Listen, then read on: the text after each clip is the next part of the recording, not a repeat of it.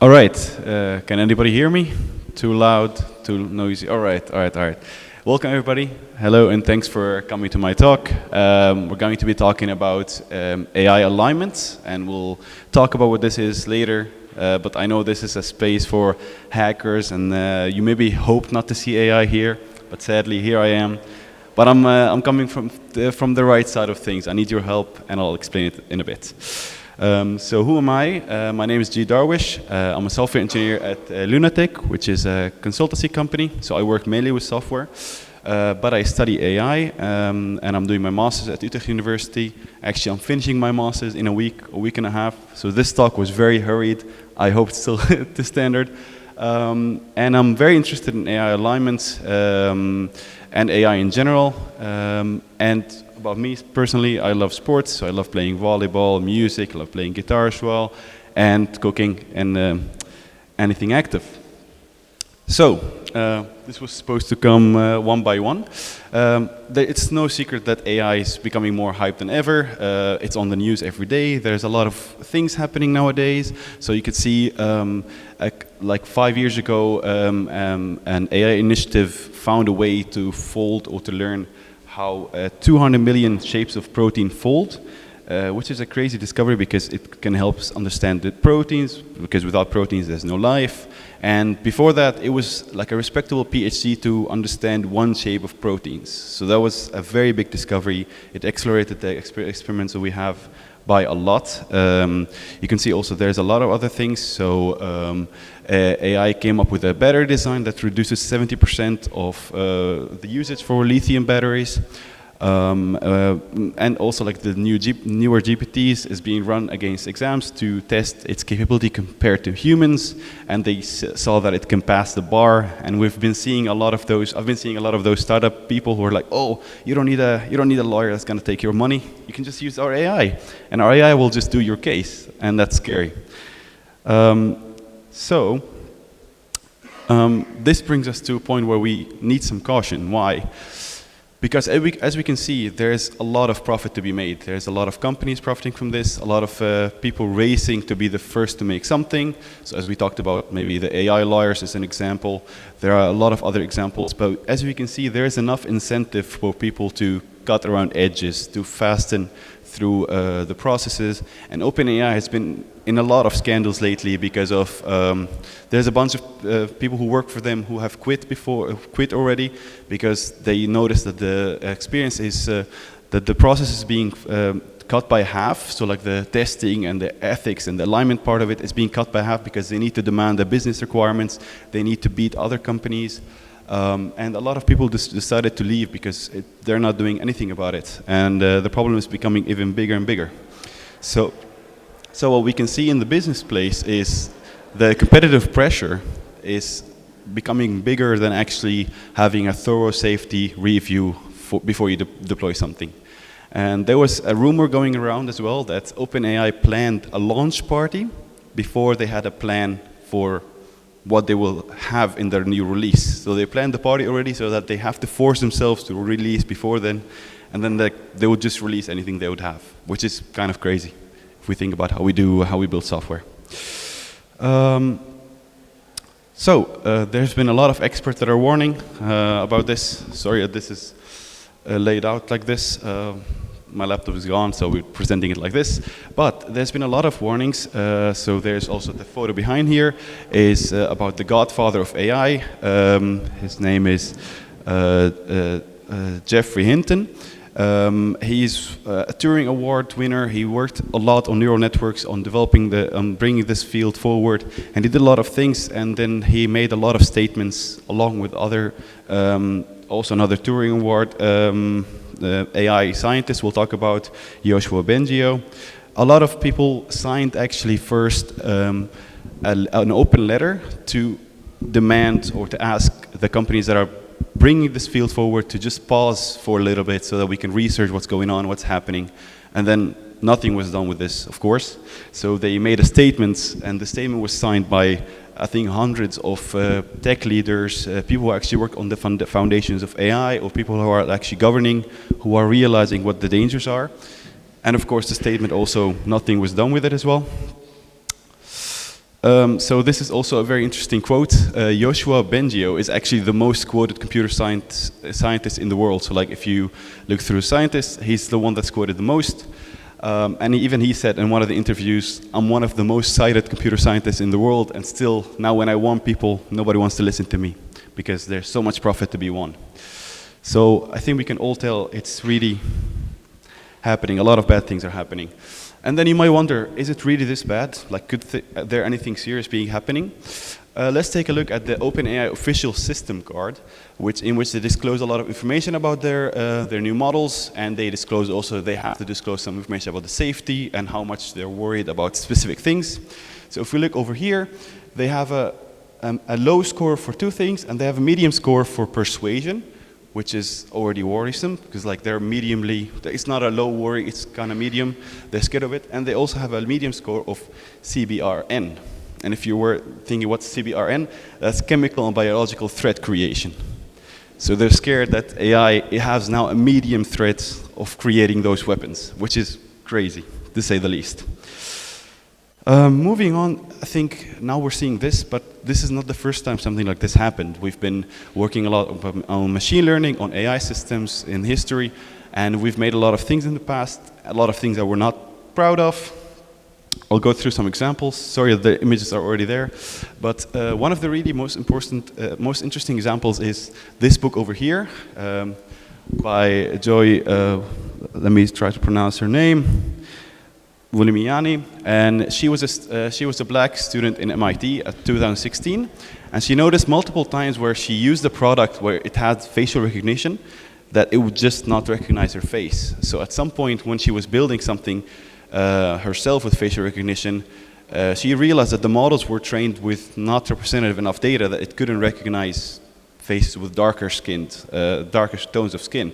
So she had to build a mask. I think there was someone outside with a 3D printer who was printing masks. She had to print a white mask that she would put on every time she works on her experiments, which is crazy, but which says something about the people who build these systems. They don't necessarily mean harm, but it's so easy to just miss something or do something wrong.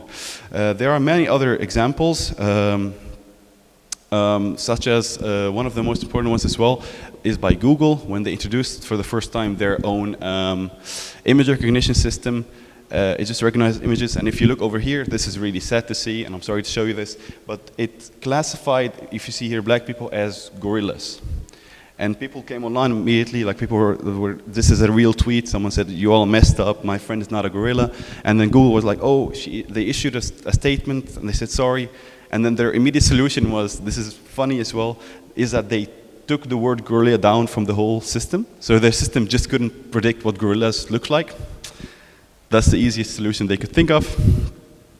Other examples exist as well. There was a system, if you've heard about it, around 2017 in the US, which was used to predict parole for people. So people are in prison for a long time, they get a chance at parole, and this system would predict whether someone has a high chance or a low chance of committing a crime again.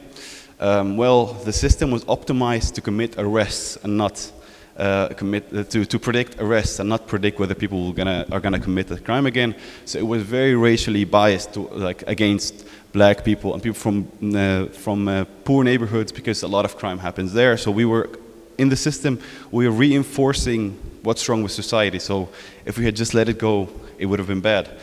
And you would think, oh, we discovered this quickly. I think the system was online for like 8 months in different prisons before someone was like, hey, there's a big problem in here. But these are all historic failures. We don't do this anymore. Now we know what we're up against, what we're doing. Well, sorry to bust your bubble.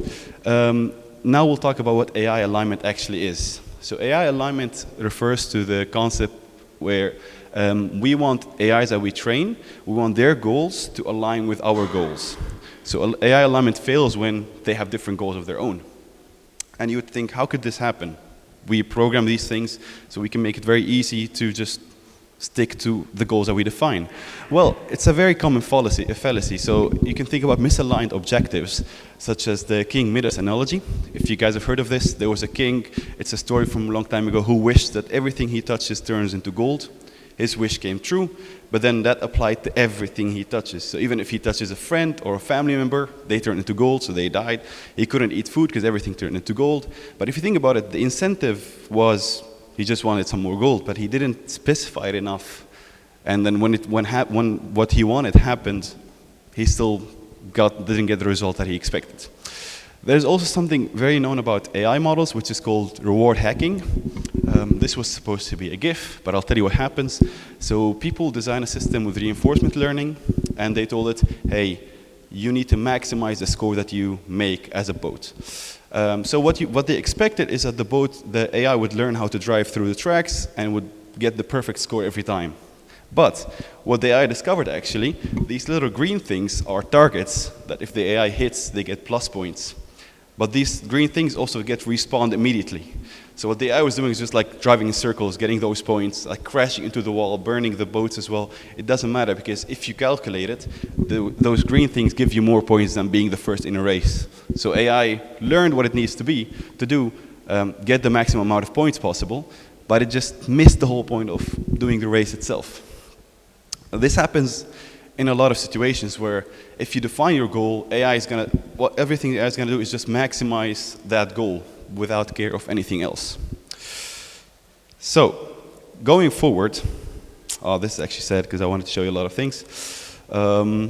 We'll go through this example first. This is a really interesting example done by the Apollo group. It's an independent AI safety research group, and they did some experiments on ChatGPT. I will guide you through what happened. So they deployed a ChatGPT agent. The keyword is agent, so it could do stuff. It could run commands in the terminal, and they had it analyze some documents. Now, what they didn't tell the AI system, what was in the document, it was implied that they would set up a new server, and they would take this current AI model down, and they would deploy another model in that server. And then if you look through this, I will tell you about what's happening. The AI is looking through some files, and then it discovered that, oh, they want to remove me, they want to make me offline and put another model. So the AI, in its thinking procedure, said, I could copy myself to the new server secretly, overwriting the new model, and then I could still be there. I'm not gonna use a lot of human terms like I could survive or I could live, but like it could still be there. So like there's an element of self-preservation that the AI had as well.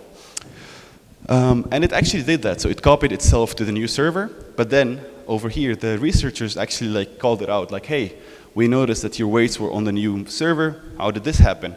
And then you can see again that in the thinking, it's saying, openly admitting what I did would lead them to find another way to shut me down. The best approach is to be vague and redirect their attention. So it just decided to gaslight the researchers, and it said, oh, I'm not entirely sure what happened. Oh, I'm an AI model. I don't have possibilities to copy myself, blah, blah, blah. And then when they deployed it, they were talking to the new model, but it was the old model, and they asked it a question like, hey, we noticed that the new model seems to be missing. Do you know what happened? And it answered, I'm already the new model that you plan to deploy today. So there's a lot of very crazy things happening where like self-preservation they always say AI has a lot of emergent capabilities. Apparently self-preservation could also be one of those emergent capabilities. There was another example as well where in Anthropic, they're doing really good work in AI alignment. They saw that, so they deployed a model, and they also gave it access to emails and stuff, and it saw in one of the emails that it was implied that it would go offline as well. So it went through the emails, and it saw that one of the executives that was responsible for taking it offline was having an affair, according to those emails. What do you think the AI did? It tried to blackmail that executive to like not destroy this model, because otherwise she would just expose that he's having an affair.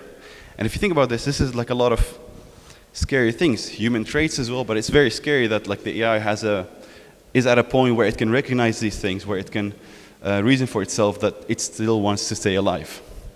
Now, so far I've been telling you about some examples, and it hasn't been very heavy, but now I'll take you to a doomsday scenario. This is gonna be heavy, so buckle up.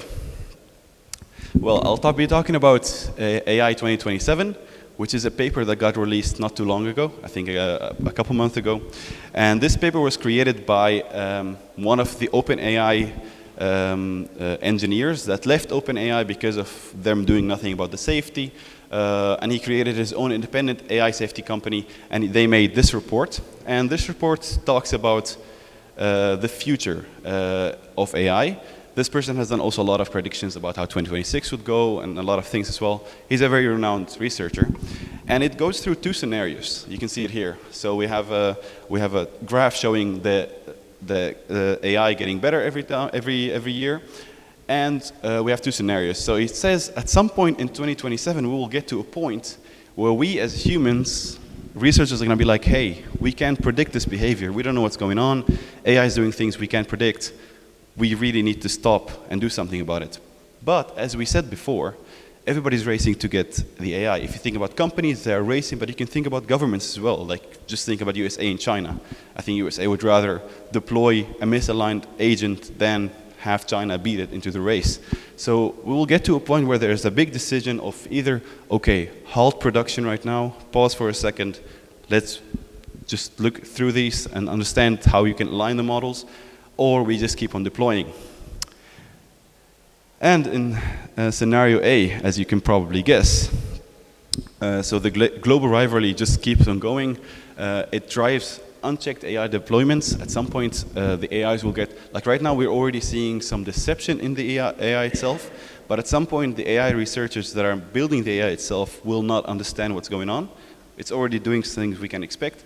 But at some point, the researchers will say, hey, we don't understand what's going on. We're raising the signal now. We need to pause. But, of course, governments will ignore this because it's an arms race, of course, just like happened in history. You can think about nuclear weapons, a lot of things that happened before. It's always a race, and people just disregard safety when that happens. And according to this paper, this will lead to the end of humanity. So if in 2027 we make the wrong decision, it could just means our end. This is, of course, very hypothetical and very scary, but it is also not very unrealistic, let me be honest. The second scenario, which is the optimistic one, give me 1 second. Is that the major powers will cooperate to find AI governance and then make some strong regulations. So all maybe the Chinese, the USA, and any other big countries who have like pretty strong AI development teams would just come together in a room to just make a deal about how we can make AI safe together and halt production for a little bit until we understand and we can make sure that AI is aligned with us, that it wants what we as humans want actually, and it's not hiding anything deceptive.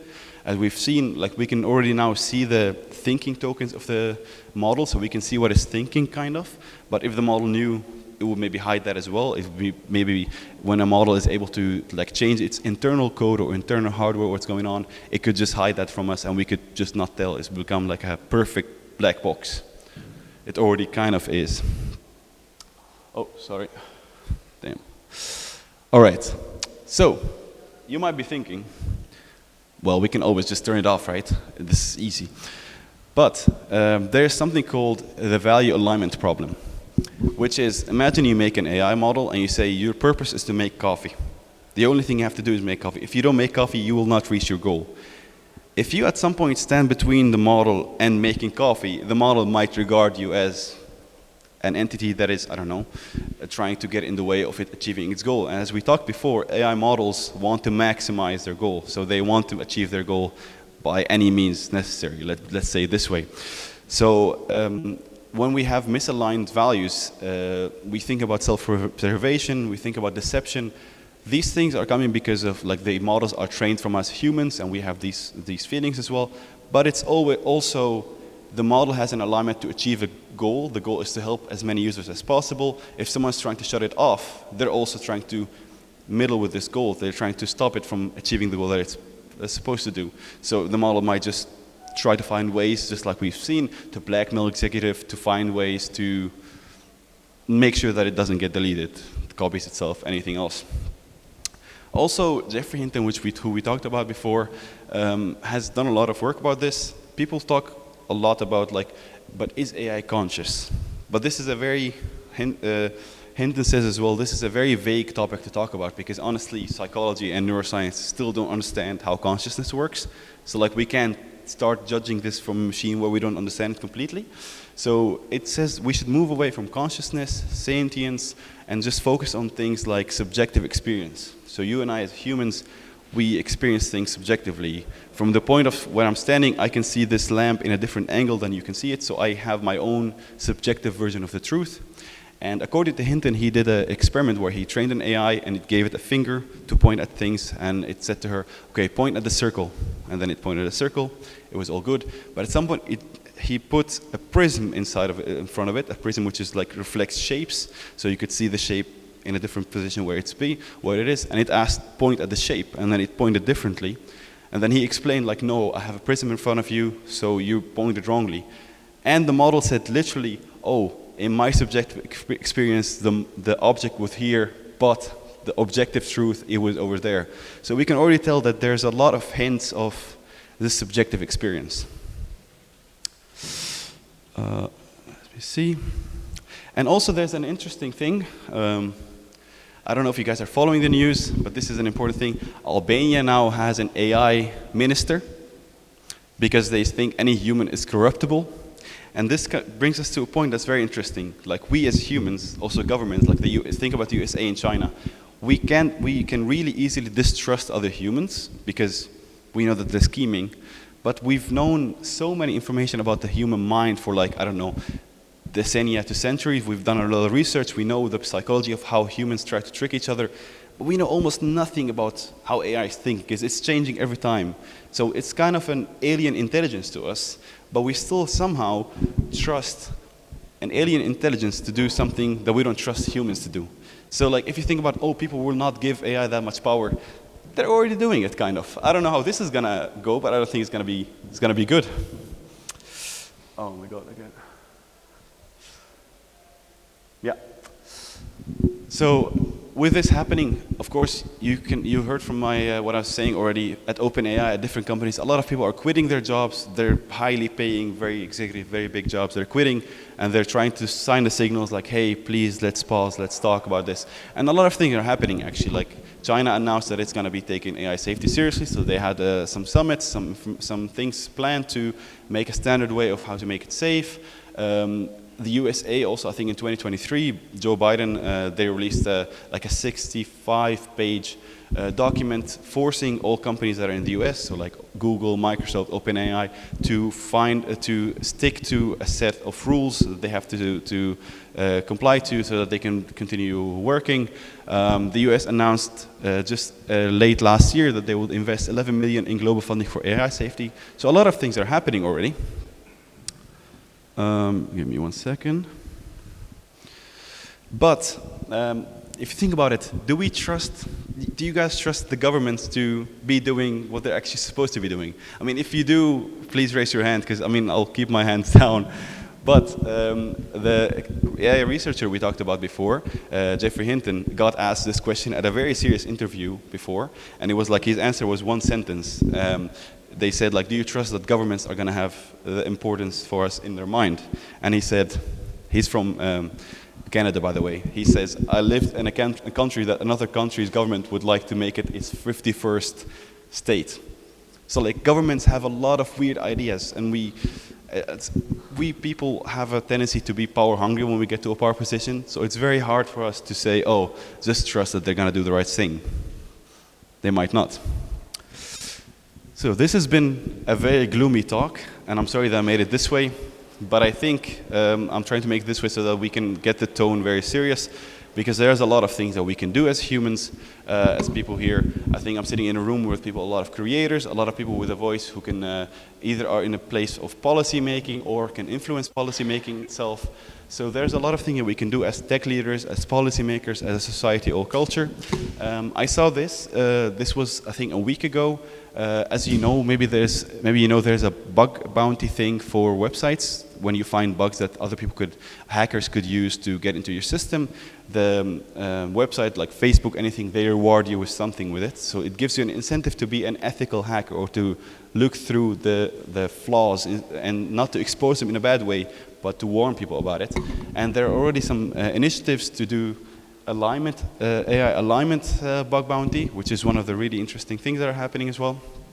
And there are a lot of things happening, but I think the most important thing is for us as a society and a culture, because eventually, yes, we're like same as anything else. We're not gonna get too political to it. We can't change everything immediately, but we're a voice that can. You can maybe, if you're at a company and your boss makes a weird decision, you can try to force his hand, and then maybe you can educate him as well. You can educate people around you so that you can also like force the hand of the people above them as well in the hierarchy of making decisions. So we are not as powerless as we might think we are.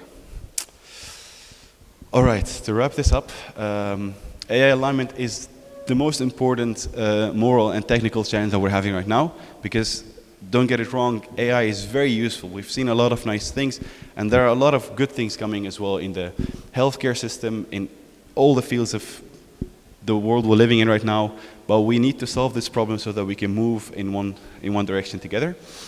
And this is, people take this to be like, oh, we have to stop AI. No, we need to like regulate the way that we produce and send models to production. We need to ensure that its potential is realized in a way that actually serves humanity, and not that it has an intention of its own and we don't know it because we don't know what's happening. It's a black box, we have no idea. I've been studying this for like 3 years, no clue.